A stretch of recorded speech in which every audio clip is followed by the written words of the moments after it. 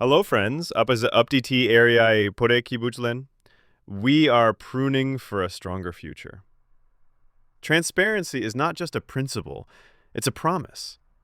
শক্তিশালী ভবিষ্যতের জন্য ছাঁটাই নেতিবাচক ভূমিকার জন্য কোনো জনপ্রতিনিধি বা উঁচু ধরনের নেতাকে সরিয়ে দেওয়া হলো। অ্যাশ মুফেরে বলছেন, স্বচ্ছতাই শুধু আমার নীতি নয়, এটা আমার কাছে প্রতিশ্রুতি বা প্রতিজ্ঞা। সততার সাথে সঙ্গে থেকে শুধুমাত্র ব্যবসায়িকভাবে সঠিকভাবে এগিয়ে যাওয়ার জন্য অ্যালাইনমেন্ট বা লক্ষ্য ও দৃষ্টিভঙ্গির সাথে সংহতি, বিশেষ করে অন প্যাসিভ ও অ্যাশ মুফেরের নেতৃত্বে। অনৈতিক কাজ থেকে আপনি দূরে থাকুন।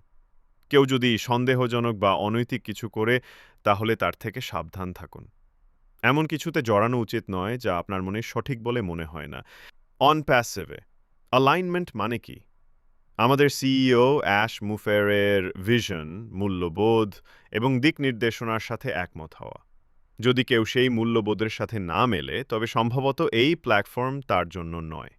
অ্যাশ নিজের নীতি থেকে বিচ্যুত হবেন না, তাই যে থাকতে চায় তাকে সেই নীতির সাথে সামঞ্জস্য রাখতে হবে।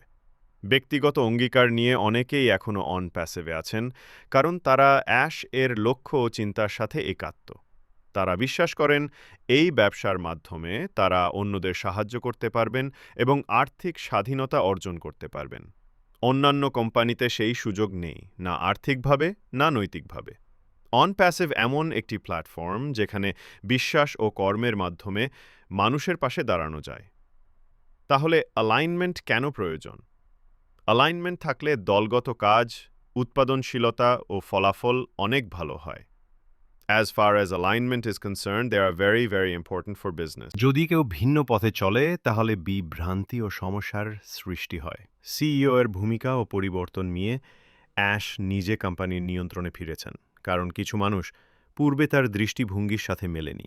কোম্পানিকে শক্তিশালী করতে গাছ ছাঁটার মতো কিছু কঠিন সিদ্ধান্ত নিতে হয়েছে। অ্যাশ যেমন বলেছেন, গাছ ভালোভাবে বাড়াতে হলে সময় মতো ছাঁটতে হয়। সেটাই এখন হচ্ছে। চূড়ান্ত লক্ষ্য হল এক দৃষ্টি, এক দিক, এক দল। সবাই যদি একসাথে চলে তাহলেই সাফল্য আসবে। এখনই সময় নিজেদের প্রস্তুত করার, যাতে যখন নতুনভাবে শুরু হবে সবাই একই লক্ষ্যে এগিয়ে যেতে পারে। অতএব আপনাকে স্টে টিউনড থাকতে চেয়েছি। রেড ফার্ন, ধন্যবাদ।